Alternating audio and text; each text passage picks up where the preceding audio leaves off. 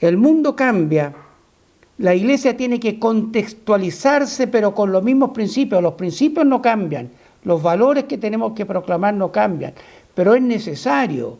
No estamos en el medioevo.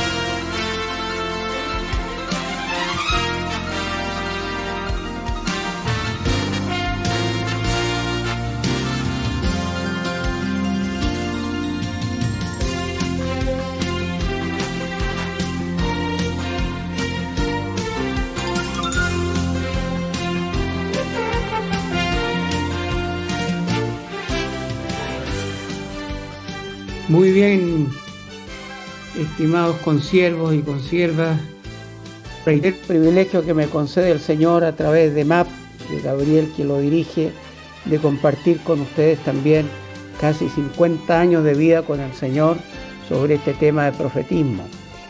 Como hoy día necesitamos aplicar esto a la realidad nuestra, siglo XXI, nuestros países, nuestras propias iglesias, en la variable tan amplia de lugares, de ciudades, etc.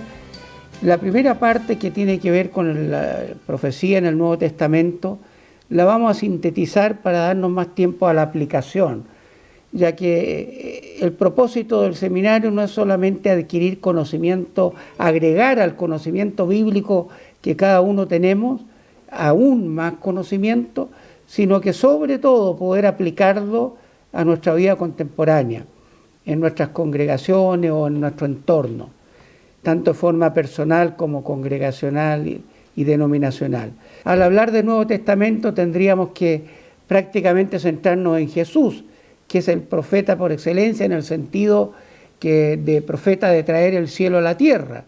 Es nada menos que Dios encarnado.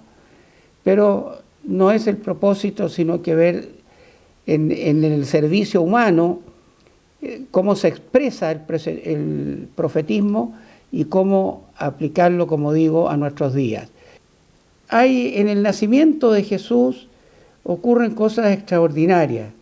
Y ahí encontramos dos personas que son significativas, que tienen tampoco mucha trayectoria dentro de todo lo que hicieron, pero muy, muy relevante, como es Simeón y Ana, la viuda y profetisa.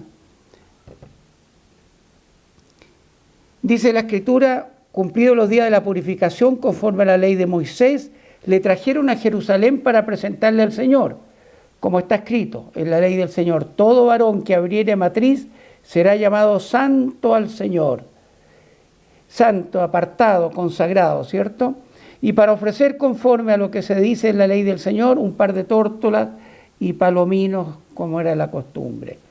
Y estaba allí un hombre llamado Simeón, justo, piadoso, que esperaba la consolación de Israel, y el Espíritu Santo estaba sobre él, y le había sido revelado por el Espíritu Santo que no vería la muerte antes que viese al ungido del Señor. Y movido por el Espíritu vino al templo. Y cuando los padres del niño Jesús, qué hermoso esto, movido por el Espíritu, fue al templo. No sabía lo que pasaba, pero fue. Y cuando los padres del niño Jesús le trajeron al templo para hacer por él conforme al rito de la ley, lo tomó en sus brazos, los bendijo a Dios, diciendo: ahora, Señor, despides a tu siervo en paz, conforme a tu palabra, porque han visto mis ojos tu salvación, la cual has preparado en presencia de todos los pueblos, luz para revelación a los gentiles y gloria de tu pueblo Israel. Interesante que esto es recién nacido, no es el reconocimiento que le hace Juan Bautista cuando dice tú eres, lo muestra, ahí va el Cordero de Dios que quita el pecado del mundo, sino que un reconocimiento, y en ese sentido es profético, de ese niño que era el Mesías. José, su madre, estaba maravillado de todo lo que se decía de él. Y los bendijo Simeón y dijo a su madre María: he aquí, y aquí está nuevamente otra profecía, está puesto para caída y para levantamiento de muchos en Israel, para señal que será contradicha. O sea, está sintetizando el ministerio de Jesús. Y hacia María: una espada traspasará tu misma alma, para que sean revelados los pensamientos de muchos corazones, ¿no? Esta ilustración con estos cuadros renacentistas es muy hermosa, muy ilustrativa, ¿no? Ya, es el caso de Simeón, pero junto con ella, dice aquí, estaba ahí también Ana, profetisa, hija de Fanuel de la tribu de Aser, de edad muy avanzada, pues había vivido con su marido 7 años desde su virginidad, y era viuda hacía 84 años, o sea, tenía 91 años. Y ya la Escritura la define como profetisa, que tenía un ministerio particular de la oración, como dice, y no se apartaba del templo, sirviendo de noche y de día con ayunos y oraciones. Nuevamente vemos acá a una más de las profetisas mujeres que hemos enumerado que hay en la Escritura, y por otro lado, también aquí de avanzada edad, el ministerio de oración, que siempre es tan significativo para las personas mayores. Seguro que en sus congregaciones llega gente de 85, 90, 95 años, y que yo cada vez que las veo en la iglesia las pongo como ejemplo, porque efectivamente es un excelente ejemplo. Y cuando no pueden desplazarse mucho por salud, hoy día las alcanzamos con internet, y ellas tienen también un fructífero ministerio de oración, tal como tenía Ana en este caso. Esta, refiriéndose a Ana, presentándose en la misma hora, daba gracias a Dios y hablaba del niño a todos los que esperaban la redención en Jerusalén. A ese tiempo ya había muchos que estaban viendo el cumplimiento del tiempo y esperaban a distinguir quién era el Mesías. Y así como hubo muchos que no lo reconocieron como gran parte de los judíos, hubo otros que estaban muy anhelantes y sensibles a la espera del Mesías, como relata aquí, ¿no? Por otra parte, tenemos este sacerdote que también opera días después o tiempo después, que es Zacarías, que era sacerdote. Y él le tocó, estaba casado con Elizabeth, 6 meses de diferencia se dice que tenían con María Elizabeth. Ambos eran justos delante de Dios y andaban irreprensibles en todos los mandamientos y ordenanzas del Señor, pero no tenían hijo, porque Elizabeth era estéril y ambos eran de edad ya avanzada. Mire las pruebas, ¿no? Gente tan consagrada, irreprensible, como dice, pero también con algún aguijón, porque seguramente que anhelaban tener hijos, como después se expresa, ¿no? Pero el Señor tiene sus motivos, sus razones y sus tiempos, como ya sabemos. Entonces a él le tocó entrar, como era la costumbre, ofrecer el incienso entrando al santuario del Señor, y toda la multitud del pueblo estaba afuera orando a la hora del incienso. Y un ángel se le aparece en ese instante, el ángel Gabriel. Aquí tenemos en el nacimiento de Jesús 3 apariciones del ángel Gabriel. Pero el ángel dijo: Zacarías, no temas, porque tu oración ha sido oída, y tu mujer Elizabeth dará a luz un hijo y llamará su nombre Juan, y tendrás gozo y alegría, y muchos se regocijarán de su nacimiento, porque será grande delante de Dios. No beberá vino ni sidra, y será lleno del Espíritu Santo, aún desde el vientre de su madre, y hará que muchos de los hijos de Israel se conviertan al Señor Dios de ellos. Y hará volver en los corazones de los padres hacia los hijos. Está repitiendo lo que se profetiza en las últimas palabras del Antiguo Testamento por pluma del profeta Malaquías y inspiración divina, que el profeta que habría de venir habrá de volver el corazón de los padres hacia los hijos, de los hijos hacia los padres, a poner paz en el fondo en la lucha generacional que es tan cruenta y tan compleja en la historia humana. Y de los rebeldes a la prudencia de los justos, y vendrá para preparar al Señor un pueblo bien dispuesto. Qué hermoso, ¿no? Que nuestras iglesias sean bien dispuestas. Dijo Zacarías al ángel: ¿en qué conoceré esto? Porque yo soy viejo, lo mismo que le pasó a Abraham y a Sara, y mi mujer de edad avanzada. Respondiendo el ángel le dijo: yo soy Gabriel, que estoy delante de Dios, y he sido enviado a hablarte y darte estas buenas noticias. Y ahora quedarás mudo, no podrás hablar hasta el día que esto se haga, por cuanto no creíste mis palabras, las cuales se cumplirán a su tiempo. Mire, le contradijo con la lógica de la historia, de la ciencia, de la biología, porque el único signo de incredulidad que aparece reflejado en este diálogo con el ángel es cuando él le dice que le da avanzada, como diciendo es imposible. Pero en el fondo tenemos que creer a la Escritura. Si el ángel lo define así, hubo incredulidad en él y por ende quedó mudo hasta que naciera la criatura. Y el pueblo estaba esperando, y Zacarías se extrañaba de que él se demorase en el santuario. Pero cuando salió no les podía hablar, y comprendieron que había visto visión en el santuario, y él les hablaba por señas, y permaneció mudo. Después de aquellos días concibió su mujer Elizabeth, a los 9 meses, se recluyó en casa por 5 meses, diciendo: así ha hecho conmigo el Señor en los días en que se dignó quitar de mí la afrenta. Y dio a luz entonces un hijo, y cuando oyeron los vecinos y los parientes que Dios había engrandecido para con ella su misericordia, se regocijaron.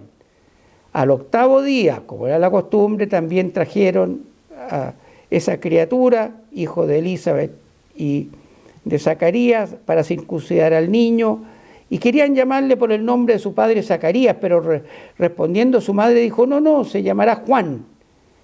Ustedes saben que Juan significa gracia. Interesante, la gracia de Dios. Le dijeron: ¿por qué? ¿Por qué no hay nadie en tu parentela que se llame con ese nombre? Entonces preguntó por señas a su padre cómo le quería llamar, y pidiendo una tablilla escribió diciendo: Juan es su nombre, y todos se maravillaban. Al momento le fue abierta su boca y suelta su lengua, habló bendiciendo a Dios. Se llenaron de temor todos sus vecinos, y en todas las montañas de Judea se divulgaron todas estas cosas. Mire qué bendición, qué manera, como si tuvieran WhatsApp, en pocos minutos, días, se supo por todo, semanas, no sé cuánto demoraría toda la provincia de Judá de ser abarcada, que empezó a correrse de voz en voz estas señales y milagros. Y aquí, entonces, este sacerdote nos habla expresamente que profetizó lleno del Espíritu Santo, diciendo: bendito el Señor Dios de Israel, que ha visitado a su pueblo, como habló por boca de sus santos profetas, que fueron desde el principio, salvación de nuestros enemigos, y se acordaron de su santo pacto, del juramento que hizo Abraham, nuestro padre. O sea, profetiza reconociendo en aquel niño también a un profeta. Y más aún, como sabemos que ocupó Juan: y tú, niño, profeta del Altísimo serás llamado, porque irás delante de la presencia del Señor para preparar sus caminos, para dar conocimiento de salvación, para perdón de sus pecados. Mire cómo profetizaba. Podría haber sido un niño, otro más de los israelitas, de los judíos que nacían, pero no. Y para eso necesitaba la voz del cielo, primero con el ángel y después por boca de este mismo sacerdote Zacarías, y que nos había visitado a lo alto. Él también dará luz a los que habitan en tinieblas y sombra de muerte, para encaminar nuestros pies por camino de paz. Y el niño crecía y se fortalecía en espíritu, y estuvo en lugares desiertos hasta el día de su manifestación a Israel. Eso está en Lucas capítulo 1, 80, ¿no? Y la mano del Señor estaba con él, y el niño crecía y se fortalecía, y estuvo en lugares desiertos, ya lo dijimos. Y aquí citamos lo que el propio médico Lucas registra más adelante, ya pasando la edad, él de edad madura, llevando adelante su ministerio de... Él fue el primero que empezó: arrepiéntanse que el reino de los cielos se ha acercado, y a indicar: he aquí el Cordero de Dios que quita los pecados del mundo, señalando a Jesús como el Mesías. Por eso, también lo comentamos ayer, la ley y los profetas eran hasta Juan. Desde entonces el reino de Dios es anunciado y todos se esfuerzan por entrar en él. Sabemos una vez más el dolor de los profetas, el coraje que debe tener, como lo ha tenido la Iglesia en otras épocas de la historia, para riesgo de sus vidas también, como todos los 3 primeros siglos del cristianismo y como todos los pre-reformadores y el movimiento, y muchos en el movimiento de la Reforma. Pero ponemos esta imagen para saber que nuestro ministerio profético demanda coraje, demanda valentía. Quizás no seamos quemados en una hoguera ni decapitados, pero demanda coraje para poder propagarlo, comentarlo, darlo a conocer, ¿no? Ya, seguimos avanzando entonces con Jesús elige a sus 12 apóstoles. Aquí vemos lo que antiguamente llamábamos las escuelas de profetas. Jesús elige 12 y les llama apóstoles. Él los define así: enviados, y los capacita durante los 3 años de ministerio para cumplir un rol. Y también designó otros 70, que dice que los mandó de 2 en 2 en adelante. Así que tenía un grupo más cercano de 12, de los cuales habían 3 que eran aún más cercanos, como Pedro, Santiago y Juan, que participaron en la transfiguración, en otros momentos importantes. Avanzamos en la historia y vemos ya en el libro de los Hechos de los Apóstoles, con la presencia del Espíritu Santo, comienza ya un profetismo de propagación de la palabra en forma mucho más masiva. 3.000 personas se convierten el día de Pentecostés, en el primer discurso de Pedro, cuando le dice: no están ebrios, sino que el Espíritu está con ellos, etc. Y nuevamente tenemos 4 doncellas, poco más adelante, hijas de Felipe, uno de los diáconos, de los 7 diáconos, que profetizaban en forma expresa, como aquí lo dice y lo registra la Escritura en Hechos 21:9, ¿no? También hablábamos del profeta Agabo, que aparece más adelante ya en el libro de los Hechos, que viene especialmente, descendió él de Judea, este profeta llamado Agabo, quien viniendo a vernos tomó el cinto de Pablo y atándose los pies y las manos, dijo esto: dice el Espíritu Santo, así atarán los judíos en Jerusalén al varón de quien es este cinto, y le entregarán en mano de los gentiles. Piensen que esto ya después de todos los viajes misioneros de Pablo, ya él viene de regreso, se había despedido de los ancianos en Éfeso, ya iba camino a Jerusalén al final, y sabemos que tal como se profetizó, fue tomado preso, estuvo prisionero primero allí, lo quisieron matar, de fin lo llevan a Cesarea, 2 años en Cesarea, apela al César y llega hasta Roma. Estas manos pueden estar presas, pero no la palabra. Los pies pueden estar en el cepo, pero la palabra de Dios no, como lo hizo también Pablo y Silas en Filipos. Y que así sea también siempre en nuestras vidas. A veces las enfermedades son como cepo, son como penurias, que las personas mayores y a veces jóvenes también tienen o tenemos. Y hay que entender que nunca debemos dejar de proclamar esta bendita verdad de Cristo en nosotros, de Cristo, el Dios de la historia, que ha venido con esta notable noticia de perdonar nuestros pecados, limpiar nuestra conciencia y llevarnos a la eternidad. Y al final, entonces, concluyen y dejan: hágase, Señor, tu voluntad. Se dan cuenta que efectivamente habló palabra profética a Agabo, y no le insisten a Pablo que él vaya contra la voluntad de Dios, ¿no? Ya, eso es la parte de personas, hombres y varones profetas, muy sucintamente, cómo se manifiesta el profetismo, pero la esencia de la profecía del Nuevo Testamento está en Jesús y obviamente en las epístolas paulinas y en general apostólicas. Por eso con gozo decimos que yo me considero pentecostal y apostólico.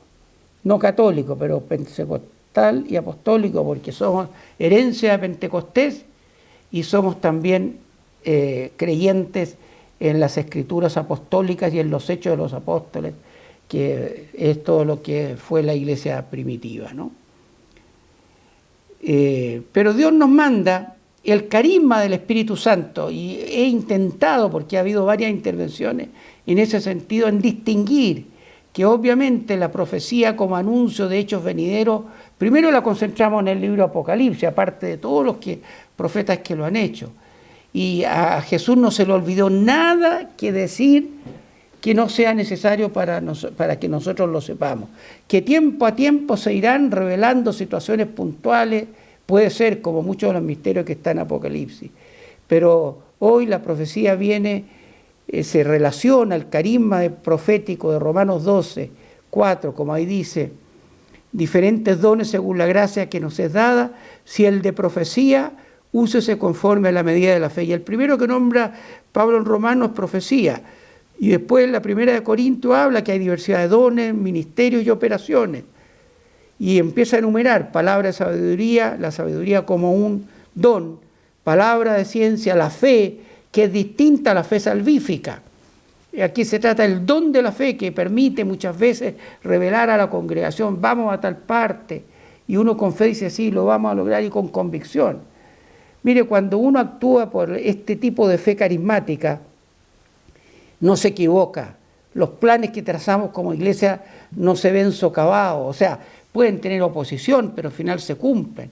Cuando planificamos, organizamos algo que realmente lo hacemos por medio de este carisma de la fe. Y no como idea nuestra o antojo de nuestra propia peculio. En el mismo otro, sanidades, milagros, profecía. Y vuelve a ratificar dentro de los dones el discernimiento que tantas falta hace hoy día, las lenguas y la interpretación de lenguas. Así que tenemos claro que en el sentido del profeta vidente, de revelar algo necesario para la salvación, entonces no da lugar, al contrario, las sectas tienen profetas que los ponen superior a Cristo, como supliendo la carencia que trajo el Dios hecho hombre. Corintios 14, 12 nos dice que los dones, estos carismas, están hechos para la edificación de la iglesia. Y también tendríamos que considerarnos carismáticos, obviamente, porque creemos en la vigencia de los dones del Espíritu Santo, ¿no? Cuando yo leí Efesios 3:10, queridos personas que escuchan, consiervos y consiervas, en Efesios 3:8 me estremecí al entender una revelación de Dios que está aquí en este texto.